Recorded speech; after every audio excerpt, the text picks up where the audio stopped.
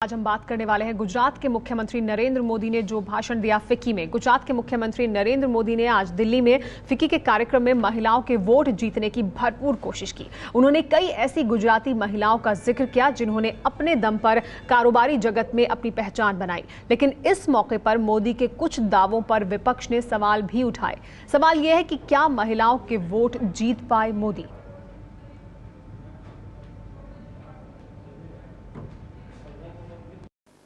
हमें आधुनिक हिंदुस्तान बनाना है तो उसकी पहली शर्त है हमारी मातृशक्ति का गौरव। आधुनिक हिंदुस्तान की पहली शर्त मातृशक्ति का गौरव। नरेंद्र मोदी के इस अंदाज से लग गया था कि आज उनका भाषण महिलाओं के इर्द गिर्द ही रहने वाला है, और हुआ भी वही। एबीपी न्यूज भी सामने रख रहा है मोदी के 5 बड़े दावे और उनकी हकीकत। और कभी कभी तो मुझे लगता है कि हम लोग 18वीं सेंचुरी से भी कभी कभी पीछे गए हैं, ऐसा व्यवहार करते हैं। 21वीं शताब्दी में मां के पेट में ही बेटी को मार दिया जाए। 18वीं शताब्दी से पीछे चले गए बेटियों को मारने में। लेकिन मोदी जी गुजरात में भी पुरुष महिला अनुपात कोई बहुत अच्छा नहीं है। And as far as women and female infanticide and malnutrition is concerned, he'll have to look into his own state's record. He's got one of the worst situations of child malnutrition, worst situations in terms of the girl child. So in terms of these human development indicators, Gujarat is one of the worst states in the country. क्या कभी सोचा बच्चे का जन्म होता है तो 9 महीने तक परेशानी मां झेलती है।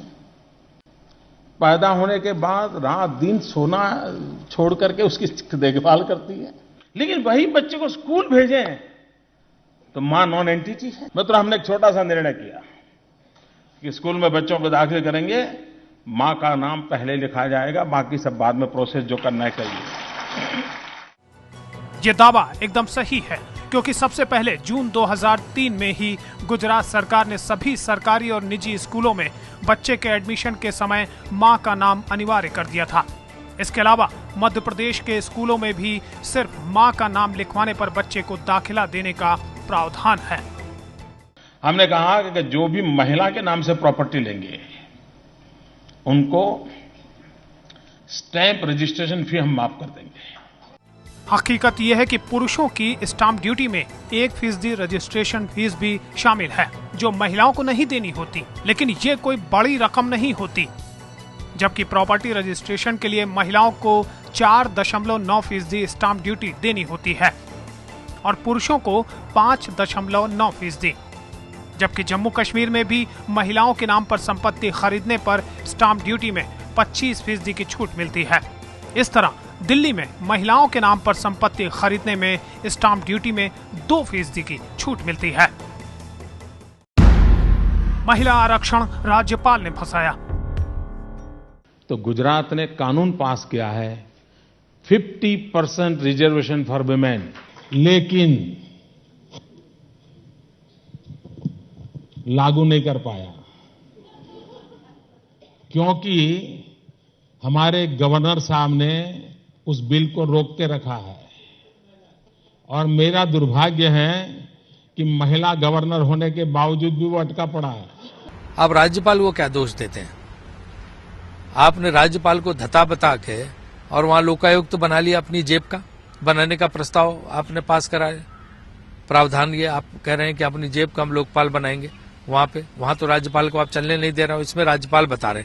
तो जो अच्छा हो वो तो मैं कर रहा हूँ, अब बुरा है वो सब राज्यपाल के सर पे आप ठोकना चाहते हैं।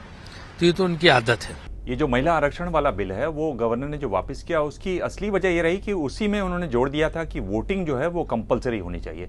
उसको गवर्नर ने कहा कि ये गैर संवैधानिक होगा वोटिंग को कंपलसरी करना। और उसमें ये भी था कि भाई जो लोग वोट नहीं करेंगे उनके खिलाफ कार्रवाई होगी, उन्हें सरकारी नौकरी नहीं मिलेगी, उन्हें BPL कार्ड नहीं बना के दिया जाएगा, उन्हें सस्ते दरों पर ब्याज नहीं मिलेगा।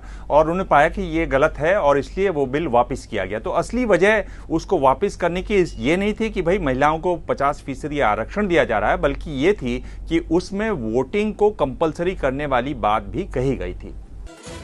आपको बता दें कि मध्य प्रदेश, राजस्थान, बिहार, पश्चिम बंगाल और छत्तीसगढ़ में स्थानीय निकायों और पंचायतों में महिलाओं को 50% आरक्षण मिल रहा है। इसी तरह जम्मू कश्मीर में महिलाओं के लिए 33% आरक्षण की व्यवस्था है। यही वजह है कि विपक्ष इस बात को मानने के लिए तैयार नहीं है कि मोदी ने महिलाओं के लिए कुछ खास किया है। महिलाओं के हवाले 300 गांव। मेरे गुजरात में 300 से अधिक गांव ऐसे निकले जिन्होंने पूरा कारोबार माताओं के हाथ में दिया हुआ है।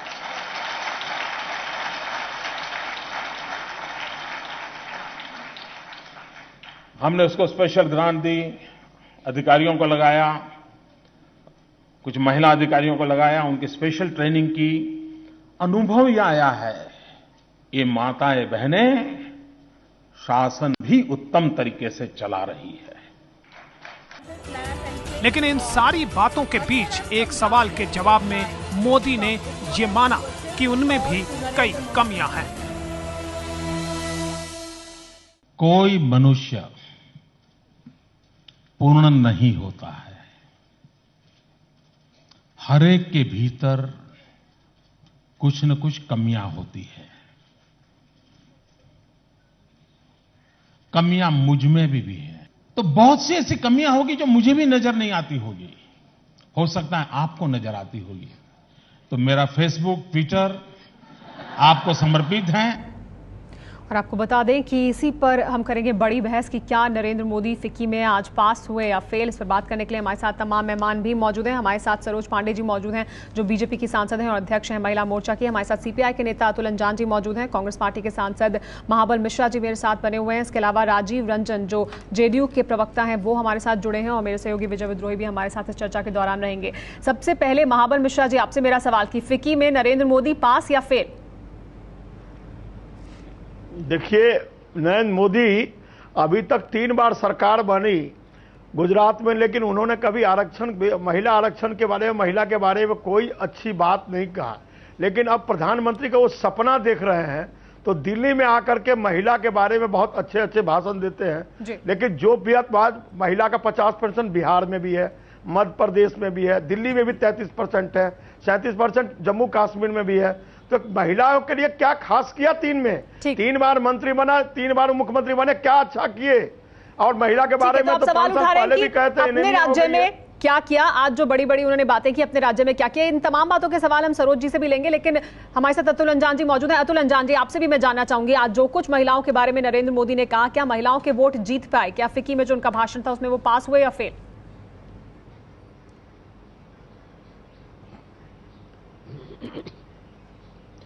सुमेरा जी, नंबर 1, श्री नरेंद्र मोदी जी जिस जमात से आते हैं, यानी राष्ट्रीय स्वयं सेवक संघ, वह स्वयं सेवक संघ, राष्ट्रीय स्वयं सेवक संघ तो महिला विरोधी है।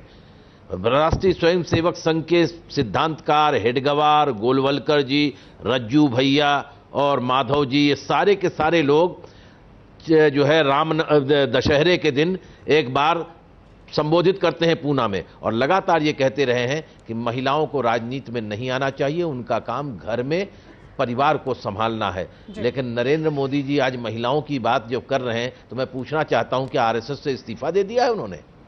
ठीक जी, सरोज जी, अतुल अंजान जी ने बात सामने रखी और महाबल जी का कहना है कि जो कह रहे हैं नरेंद्र मोदी वो तो कई राज्यों में पहले से लागू है, गुजरात में भी अगर है तो उसमें ऐसा उन्होंने क्या खास किया, उनके कार्यकाल में क्या खास हुआ महिलाओं के लिए? बहुत स्पष्ट है, जो बात उन्होंने कही उन्हीं की बातों में उन्हीं का जवाब है। स्पष्ट खींच दिखाई दे रही है, न बातों में कोई तर्क है न कोई तथ्य है। नरेंद्र मोदी जी ने जो कहा आज वो पूरे देश ने देखा है। पूरे देश की महिला जगत उनको साधुवाद देती है और राजनीति में महिलाओं के पक्ष में पहली बार इतनी स्पष्टता के साथ किसी ने किसी विषय को कहा है। उन्हें बहुत साधुवाद है। हम अपना एक उज्जवल भविष्य देखते हैं। सरोज जी, जहां तक कांग्रेस के मेरी बात सुन लीजिए, जी, पूरी बात सुन लीजिए। नहीं सरोज जी, लेकिन साधुवाद कहना चाह रही हूँ कि जो अहम बिंदु हैं वो आप एक एक करके हमें बताएं, तो अहम बात बताएं कि क्या आपको अहम लगा, क्या खास नरेंद्र मोदी ने किया है गुजरात में महिलाओं के लिए? बहुत दिनों से पहचान की दरकार अपनी यहां पर बहनें खोज रही हैं। राजनीतिक तौर पर हम जिस लड़ाई को लड़ रहे हैं उसको एक आवाज दी है, और वो आवाज यदि किसी भाई ने दिया है तो हम सब बहनें इस बात के लिए अपने आप को गौरवान्वित महसूस करती हैं। जी, ये बड़ी बात है। ठीक, जो एक बारीक रेखा बार बार स्त्री और पुरुष में, मेरी बात सुन लीजिए, जब आप कह रहे थे तो मैंने भी बहुत सुना था जी, और जिन बातों को आपने कहा है उसे मैंने बहुत चुपचाप सह लिया है। किसी और ने कहा, मैंने नहीं कहा। लेकिन मैं एक बात बहुत स्पष्टता के साथ में कहना चाहती हूं कि अभी इस बीच में एक दौर चला महिला और पुरुषों में प्रतिस्पर्धा की, लेकिन नरेंद्र भाई ने आज उस स्पर्धा को तोड़ दिया है और हम महिलाओं को गौरवान्वित किया है। हमारी बात को कह के अपने मुख से उन्होंने कहा है। ठीक, महिलाओं के साथ खड़े दिखाई दिए आज नरेंद्र मोदी आपके मुताबिक। हमारे साथ राजीव रंजन जी भी मौजूद है। राजीव रंजन जी, आपको क्या लगता है नरेंद्र मोदी ने आज जिस तरह से महिलाओं की बात रखी सामने, जो सरोज जी कह रही हैं, वो पास हुए या फेल?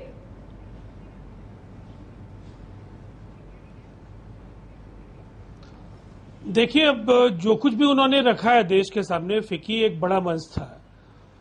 इसके पहले अलग अलग तरीके से सीआईआई और कई कॉन्क्लेव्स के जरिए राजनेताओं ने अपनी बातें रखी हैं अलग अलग सवालों पर, लेकिन गुजरात के मॉडल को लेकर के हमारी असहमति को राष्ट्रीय परिप्रेक्ष्य में नहीं देखते हैं अगर, तो हम इतना जरूर कहना चाहेंगे कि गुजरात में जो शासन की प्रणाली है और जो गुजरात में विकास का तथाकथित मॉडल है, हम वहां चुनाव में प्रतिस्पर्धी की भूमिका में रहे हैं और हमने उस मॉडल के खिलाफ वहां वोट मांगने का काम किया है। हम इतना जरूर कहना चाहेंगे कि बिहार में महिलाओं के सवाल पर देश को जो कुछ भी एक संदेश गया है बिहार से, 50% आरक्षण हम लोगों ने दिया है पंचायती व्यवस्था में भी और शहरी निकायों में भी, और साथ ही साथ 10 lakh self help groups Bihar में बनने जा रहे हैं, जिसमें 55,000 सेल्फ हेल्प आप साफ तौर पर आप ये कह रहे हैं कि जो गुजरात का विकास का मॉडल है उसमें महिलाओं को वो स्थान नहीं मिला है। जी, एबीपी न्यूज पर बड़ी बहस जारी है। फिक्की में मोदी पास या फेल। हमारे साथ सभी मेहमान बने हुए हैं। मेरे सहयोगी विजय विद्रोही भी हमारे साथ हैं। विजय, आपसे जानना चाहेंगे कि नरेंद्र मोदी ने आज महिलाओं के बारे में बहुत बातें की। नरेंद्र मोदी क्या महिलाओं का वोट जीत पाए? देखिए, यही मोर्चा है जहां नरेंद्र मोदी कुछ कमजोर बैठते हैं। इसके भी स्पेसिफिक मैं उदाहरण दूंगा। उन्होंने कहा कि कन्या भ्रूण हत्याएं गुजरात में होती हैं और ये महिला और पुरुषों का जो औसत है वो बहुत कम है, इससे वो बेहद चिंतित है। लेकिन पीएनडीटी एक्ट क्या वो सख्ती से लागू कर पाए? गुजरात के अंदर पीएनडी एक्ट के तहत दूसरे राज्यों के मुकाबले कम मुकदमे दर्ज हुए हैं, सजा तो एक में भी नहीं हुई है। लाडली जैसी कोई योजना उस राज्य में नहीं दिखती। महिला विकास, वो जो बात करते हैं कि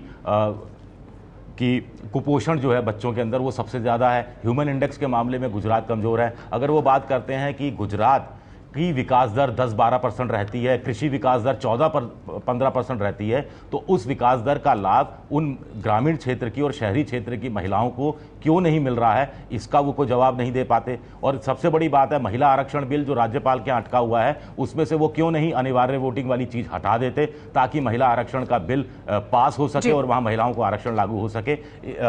इसमें वो क्यों देरी कर रहे हैं, ये इसका भी वो जवाब नहीं दे पाए। सरोज जी, ये तमाम बिंदु जो अभी विजय ने सामने रखे, ये अहम बिंदु हैं, इनका जवाब नहीं देते हैं नरेंद्र मोदी। हाँ, वो महिलाओं के साथ जरूर आज खड़े दिखाई दिए, लेकिन ये भी तो अहम बातें हैं, इन पर क्या जवाब?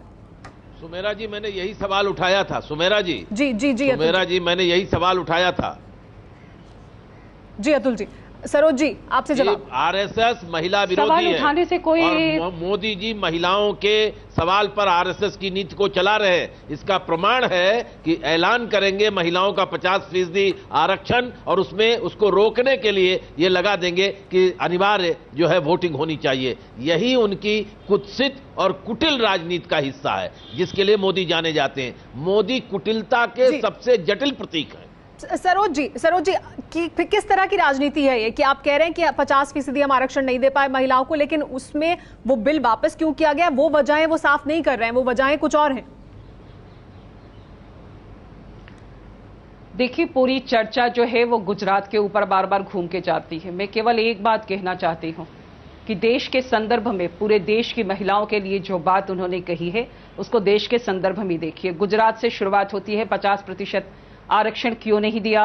अभी जो कह रहे थे कि आपके यहां पर आरएसएस महिला विरोधी है, मैं इस बात को कहना चाहती हूं कि भारत की संस्कृति में महिलाओं को जो स्थान दिया गया है, कम से कम उसका तो अपमान मत करिए राजनीति में रहते हुए।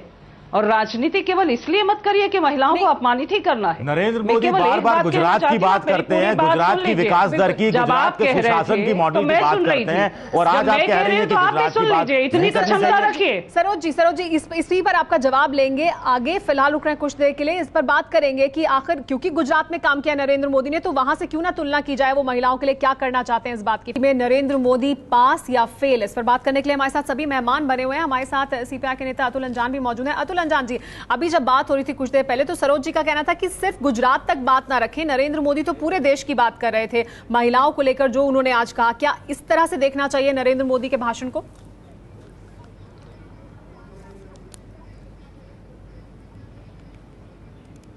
देखिए सुमेरा जी, वो तो अब जब फंस जाते हैं गुजरात से तो गुजरात का मामला नहीं डिस्कस हो। नरेंद्र मोदी को देश में क्या चर्चा करने की जरूरत है? देश में तो नरेंद्र मोदी को एक हत्यारे के रूप में देखा जाता है, एक कातिल के रूप में देखा जाता है।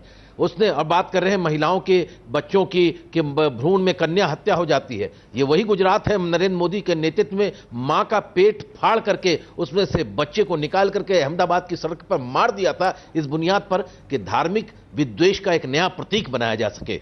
इसलिए मैं ये कहना चाहता हूं सारे देश में आप और जब मैं ये बात कहता हूं कि नरेंद्र मोदी का गुजरात मॉडल, मुझे इस बात पर आपत्ति है, माफ करिएगा। अत्याचार, रुकिए, सुनिए इस मॉडल की बात कर रहे हैं। अरे सरोज जी, आप सुनने की स्थिति नहीं है, आप मेरी भी बात सुन लीजिए। जिस विषय को आप कह रहे हैं आपके पास में कोई तथ्य नहीं है, आपके पास में कहने का नहीं है, और अपमान की बात आप शुरुआत कर रहे हैं। अगर आप शुरू करेंगे तो ये बात ठीक नहीं होगी। सारी घटनाएं हो गई, ये सारी घटनाएं हो गई, तब आप आंख मूंदे हुए थे, तब आपको दिखाई नहीं दे रहा था।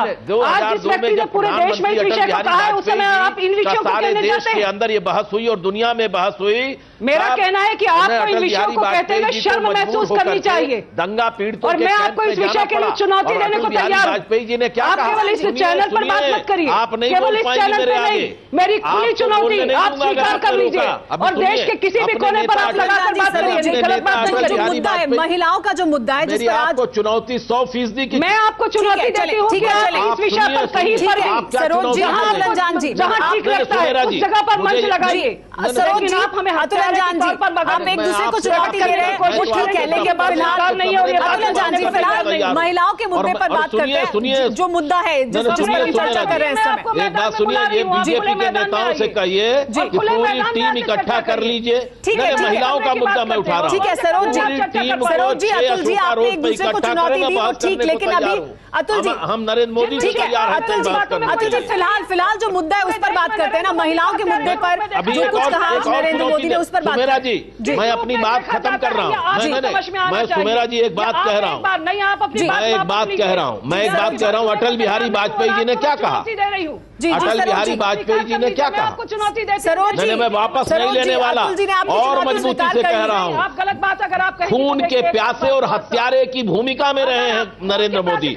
इस देश के अंदर एक मुख्यमंत्री हत्यारे की भूमिका में है, और मैं नहीं कह रहा हूँ, गलत बात नहीं सुनूंगी। अटल बिहारी वाजपेयी जी ने क्या कहा? अच्छा सुनिए, मैं अपनी बात को वापस ले रहा हूँ और सुनिए, अटल बिहारी वाजपेयी जी ने क्या कहा? अटल बिहारी वाजपेयी जी ने कहा, महिलाओं के मुद्दे पर बात करते हैं। जी बोले। मैं फिर सुनिए, नरेंद्र मोदी हत्यारे हैं। नरेंद्र मोदी मुद्दे पर बात करें, मुद्दे पर बात करें। महिलाओं के साथ अपमानजनक की स्थिति नहीं पैदा की। शुरुआत जिस बात को कहा है, हाँ, ये मुद्दे पर बात कर रहा हूँ। अटल जी ने क्या कहा? अटल जी ने क्या कहा? अटल बिहारी वाजपेयी ने कहा कि गुजरात की घटनाओं ने मेरे मुंह पर कालिक पोत दी है, दुनिया में कैसे मुंह दिखाऊंगा? जवाब दीजिएगा। तो नरेंद्र मोदी अटल बिहारी से बड़े हैं, अटल बिहारी नरेंद्र पूरा मोदी मौका दीजिए, आप अपनी बात रखिएगा, पहले सुन लीजिए। आने वाले समय में इस देश में उनको एक नेता के रूप में स्वीकार किया जाता है। नहीं, आप इन चर्चाओं को वापस कराइए। चर्चा तब आगे बढ़ेगी जब ये, नहीं तो आप मेरी चुनौती नेता नहीं, ये कातिल के रूप में जाने जाते हैं। वो मैं आपको मानवता के कातिल के रूप में जाते हैं। चुनौती आपके साथ स्वीकार करती हूँ। अभी हम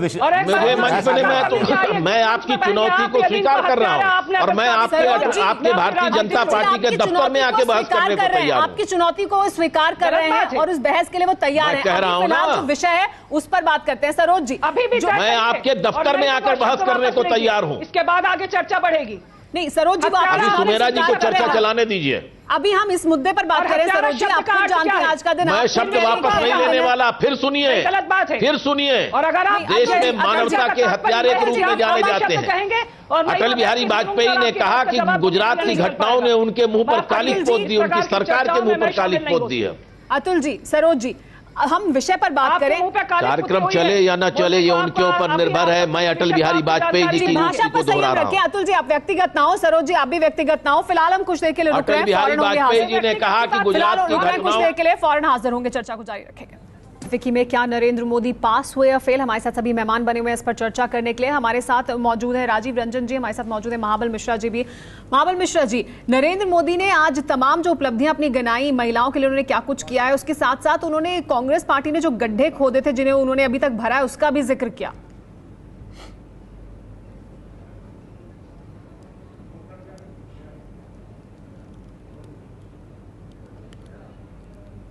महाबल मिश्रा जी से हमारा संपर्क टूट गया इस समय। एक बार फिर वापस रुख करेंगे सरोज पांडे जी का। सरोज पांडे जी, आपसे मैं जानना चाहूंगी कि क्या आप नरेंद्र मोदी से ये आग्रह करेंगे एक महिला होने के नाते कि जो महिला आरक्षण बिल है गुजरात में, उसमें से वो जो अनिवार्य वोटिंग का बिंदु है वो हटा दें ताकि ये बिल पास हो पाए और वहां महिलाओं को आरक्षण मिल पाए 50% जो नरेंद्र मोदी कह रहे हैं कि वो चाहते हैं हो?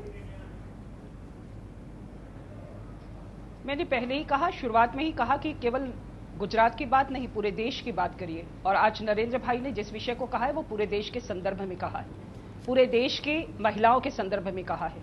आरक्षण बिल का अभी तक इस देश नहीं सरोज जी, उन्होंने राज्यपाल को जिम्मेदार ठहराया इस बिंदु पर और कहा कि उनकी वजह से ये बिल पास नहीं हो पाया। वो चाहते हैं ये हो लेकिन हो नहीं पा रहा है। निश्चित तौर पर तो उसके आड़े जो बिंदु है वो उसे हटा क्यों नहीं देते? उन्होंने सामने रखा।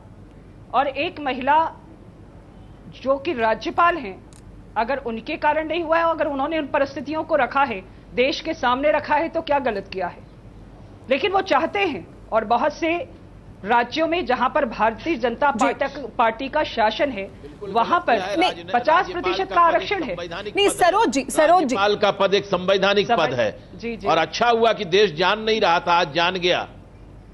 जी सरोज जी, लेकिन ये जो बात है वो नरेंद्र मोदी खुद सामने रख रहे हैं और ये बिंदु हटाना उनको है। पास हो पा रहा ये तो बिंदु अगर वो हटाएंगे अनिवार्य वोटिंग का तो ये बिल आगे बढ़ेगा। अगर वो हटा देंगे तो ये तो उन्हें करना है, ये वो खुद क्यों नहीं कर रहे हैं जो वो चाहते हैं कि वो करें? ये नहीं है, देखिए, नहीं, ये विषय, दो विषय परिवर्तित हो रहे हैं।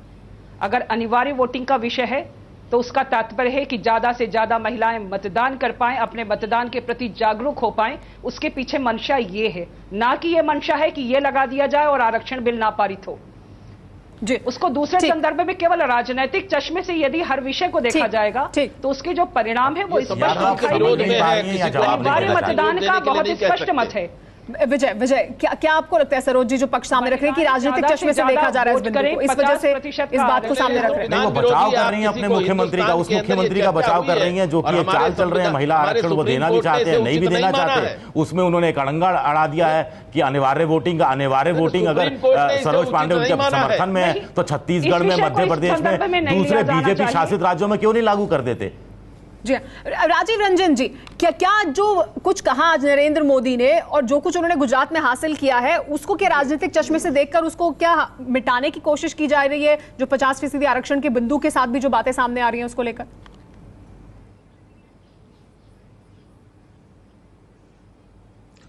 देखिए, एक बात तो बहुत ही स्पष्ट है कि अगर फिक्की में उनको गुजरात में जो उन्होंने कार्य किए हैं उसके आधार पर एक विजन डॉक्यूमेंट देने के लिए या एक उनकी दृष्टि देश सुने इसके लिए अगर उन्हें बुलाया गया तो मुझे लगता है Gujarat female foeticide sex ratio और चाहे वो शिशु मृत्यु दर हो, मातृ मृत्यु दर हो, बच्चों के कुपोषण के सवाल पर जो विकास के जो दावे हैं उससे वो मेल नहीं खाते हैं। तो वो कई राज्यों में ऐसी परिस्थितियां हैं, लेकिन विकास को लेकर के जो गुजरात का हाइप है उसमें ये कहीं न कहीं ये विसंगतियां दिख रही हैं। और देश के पैमाने पर अगर कोई बात अगर रखी जाए तो अभी तक किसी विकास के मॉडल को एनडीए ने अप्रूव नहीं किया है जिसके आधार पर अगला चुनाव लड़ा जाना है, और न एनडीए ने अब तक अपना आधिकारिक उम्मीदवार तय किया है जो एनडीए के तरफ से देश में कांग्रेस के कुशासन की समाप्ति के लिए प्रधानमंत्री पद का उम्मीदवार होगा।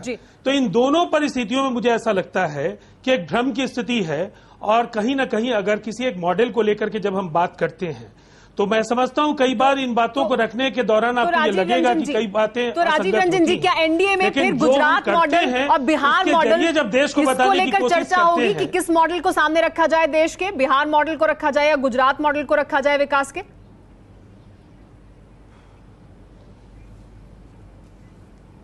निश्चित तौर पर ये बहस होनी चाहिए, इसलिए कि हमने एक फेल्ड स्टेट से आज ये फासला तय किया है। हमारे जो विकास की गाथा है, अगर आज अमूल की बात करें या लिज्जत पापड़ की बात करें तो ये गुजरात की विरासत है। आज जिस तथाकथित मॉडल की बात हम करते हैं उस मॉडल की उपलब्धियों के तौर पर इसे नहीं देखा जाना। ठीक है, आपने अपनी बात, लेकिन हम जो कुछ भी देश के सामने रख रहे हैं, हम आपको बस स्मरण कराना चाहेंगे। 2 चीजें 30 सेकंड का समय लेंगे। एक बिहार में विकास हुआ और एक गुजरात में विकास है। 1984 में देश के, जी बोले सुमेरा जी, देश के 100 जिले चयनित किए गए, 4000 करोड़ के जहां निवेश हुए थे 1984 में, और उनमें अकेले 25 जिले गुजरात में थे और पश्चिमी भारत को अगर देखा जाए तो 45 जिले थे। और बिहार में, अविभाजित बिहार में एक जिला था जो आज विभाजन के बाद बिहार के पास नहीं है। और बिहार आज देश के द्वारा दिए गए प्लान आउटले में 76% बोरोइंग और अपने इंटरनल रिसोर्सेज से कंट्रीब्यूट करता है, और बाकी सेंट्रल असिस्टेंस है जो कभी पहले 2%। तो आपके मुताबिक एक आपका विकास का मॉडल है, जो बिहार का विकास का मॉडल है, और एक गुजरात का विकास का मॉडल है। और गुजरात के विकास के मॉडल में महिलाओं, बच्चों, कुपोषण, इन सब मुद्दों पर बात सामने होनी चाहिए। उनका उतना विकास नहीं हुआ है, वो विकास में शामिल नहीं है। सरोज जी, क्या कहेंगे आप इस पर? आपके सहयोगी हैं, वो उनका जो कहना है, जो गुजरात के विकास का मॉडल है उसमें महिलाओं को वो स्थान नहीं मिल पाया, विकास का उनको कुछ श्रेय नहीं मिल रहा है, उनको उसका फायदा नहीं मिल रहा है। बहुत साफ दिखाई देता है नरेंद्र भाई के नाम का जो डर है, आने वाले समय में भारतीय जनता पार्टी इस देश में फिर से शासन करेगी, जो उसका डर है। और अपने राजनीतिक अस्तित्व को बचाए रखने के लिए इस प्रकार के आरोप लगाना बहुत सहज है। वैसे ही आरोप लग रहे हैं और वही आरोप लोग लगा रहे हैं। जितने भी विषय यहां पर आए हैं, बार बार आक्रमण की शैली में शुरुआत होती है। मैं इस बात को बहुत स्पष्टता के साथ कहना चाहती हूं कि पहली क्या ये आपके लिए चिंता का विषय नहीं है कि आपके जो सहयोगी हैं वो ये कहते हैं कि चर्चा होगी एनडीए में कि किसका विकास का मॉडल बेहतर है, गुजरात का या बिहार का? देखिए, ये बात आज इस बात की नहीं, ये चर्चा परिवर्तित हो रही है। मैं आपको इस विषय पर लेके आना चाहूंगी कि बात हुई थी महिलाओं के हितों से संबंधित। हमारे सहयोगी दलों ने क्या कहा, क्या नहीं किया, अभी बात शुरुआत हुई थी महिलाओं के हितों से। और अगर महिलाओं के हितों पर पहले बार किसी व्यक्ति ने खुल के कहा है तो बात आज उसकी होनी चाहिए। सरोज जी, भविष्य में क्या करेगा ये निर्णय बाद में। सरोज जी, क्या आप ये कह रही हैं, सरोज जी, क्या आप ये कह रहे हैं कि महिलाओं के हित के लिए या महिलाओं के लिए आज तक किसी ने कुछ नहीं कहा है? बीजेपी में भी किसी ने कुछ नहीं कहा है? नरेंद्र मोदी पहले ऐसे नेता हैं जो महिलाओं के हित में बोल रहे हैं? जी नहीं, मैंने ऐसा नहीं कहा है। मैंने ये कहा है कि पहली बार किसी ने खुल के, किसी भाई ने इस बात की शुरुआत तो की है जी कि हम लोगों को एक पहचान देने की, हमारी मानवीय संवेदनाओं को, जो हमारे अटल बिहारी वाजपेयी जी का एक सपना है कि हमें देवी और दासी के भंवर जाल से निकाल के एक मानवीय के रूप में पहचान देने की शुरुआत तो हुई है। तो और अगर किसी ने उसे आवाज दिया है तो उसे राजनीतिक तो आपके मुताबिक नरेंद्र मोदी वो पहले व्यक्ति हैं अटल बिहारी वाजपेयी के बाद जिन्होंने इस बिंदु को सामने रखा है, इस बात को सामने रखा है, महिलाओं को समान अधिकार दिलाने की बात उन्होंने की है। महाबल जी, क्या आप इत्तेफाक रखते हैं इस बात से कि नरेंद्र मोदी ने इस बात को सबसे पहले सामने रखा है या वो अब इस बात को आगे बढ़ा रहे हैं? सुमेरा जी, एक बात कहना चाहता हूं मैं बिल्कुल इत्तेफाक नहीं रखता। मैं आपके पास आती हूं। यदि किसी तरह महिला के बारे में क्या लाडली योजना उन्होंने लाया, क्या जिस तरह से आज विधवा का पेंशन या जो पेंशन दिल्ली सरकार देती है क्या लाया, और उन्होंने आरक्षण बिल उन्होंने ये कहा था जो कि कंपल्सरी वोट करेगा तब ये होगा, तो महिला के 50% आरक्षण बिल में उन्होंने ऐसा क्लॉज दिया, आप ही के टीवी पर अभी आ रहा था, जो वोट कंपल्सरी होगा, ऐसा लोकना लगाए, उनको 50% देने की बात नहीं थी। वो आज सपना दिखाई दे रहा है। बीजेपी की अज्ञानता है जो प्रधानमंत्री की कैंडिडेट के रूप में ला रहे हैं। मैं समझता हूं उनको कोई एक्सेप्ट करके नहीं, एनडीए ही नहीं मान रहा है। ठीक।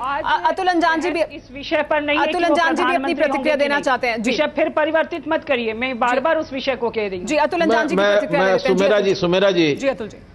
सुमेरा जी, आज विषयों पर चर्चा हो, अगर महिलाओं के सशक्तिकरण के बारे में बहुत सारी बात है, तो मैं आपसे कहूं ना कि मैं बहुत विरोध करता हूं कांग्रेस का, लेकिन दिल्ली में शीला दीक्षित जी की सरकार ने जो लाडली योजना लाया है, जिसके तहत 10,000 रुपया महीना बच्चा पैदा होते ही बच्ची के नाम पर जमा होगा, 20,000 हाई स्कूल पास के बाद, कक्षा 8 के पास, 10 के बाद, 12 के पास, एक तरीके से 60-70 हजार रुपए का उसका कोष हो जाता है भविष्य का।